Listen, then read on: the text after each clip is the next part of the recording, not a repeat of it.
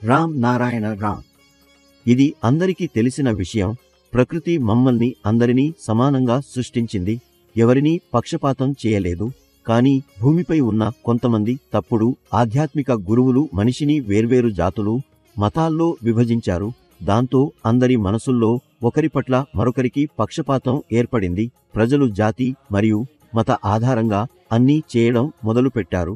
మనం ఎందుకు మరిచిపోతున్నాం అంటే మనందరం ఒకే భూమి జీవులమే అన్నది. అందరూ ఒకే భూమిలో ఉంటున్నారు. కానీ ఎందో తెలియదు.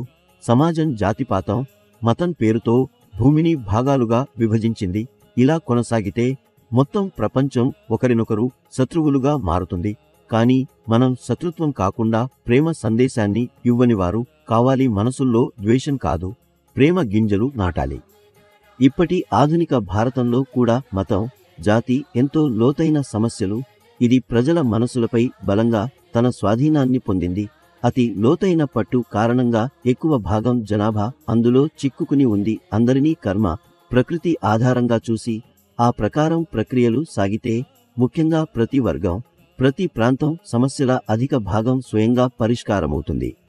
భారతదేశంలో జాతి మరియు మత సమస్యలు పాతకాలం నుంచి ఉన్నాయి.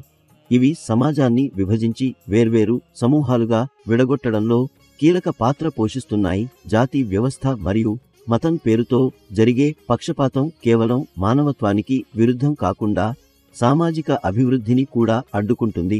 జాతి ఒక సామాజిక నిర్మాణం. ఇది సమాజంలో పనులను విభజించడానికి రూపొందించబడింది. కానీ కాలక్రమేణా ఇది స్థిరమైన గుర్తింపు మరియు పక్షపాతానికి కారణమైంది. జాతి ఆధారంగా ఉన్న ఎత్తు తగ్గు భావన సమాజాన్ని విభజించింది. దీనివల్ల అనేక వర్గాలు, అల్పసంఖ్యాకులు విద్య, ఉద్యోగం, సమాన అవకాశాల నుండి వంచింపబడుతున్నారు.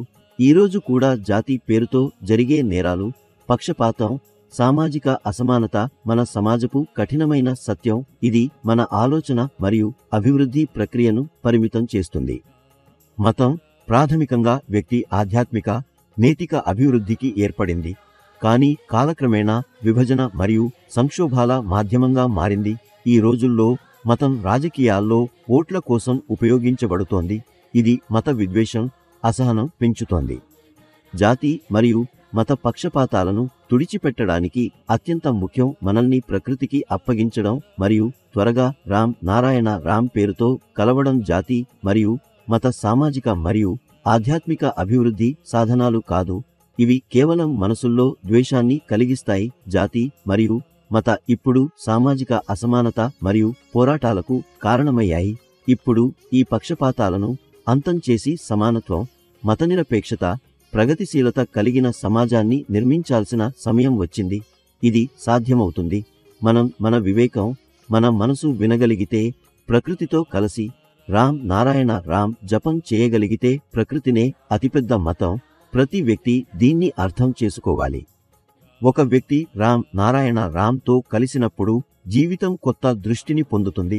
ఆ కొత్త దృష్టి మనకు కొత్త శక్తిని ఇస్తుంది మరియు జీవితాన్ని విజయవంతంగా మారుస్తుంది.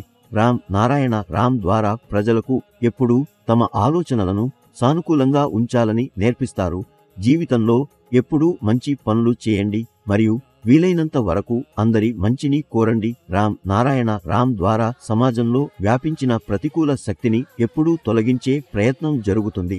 అందుచేత సమాజంలో చీకటిని తొలగించి జాగృతికి వెలుగును వ్యాపింపజేయవచ్చు.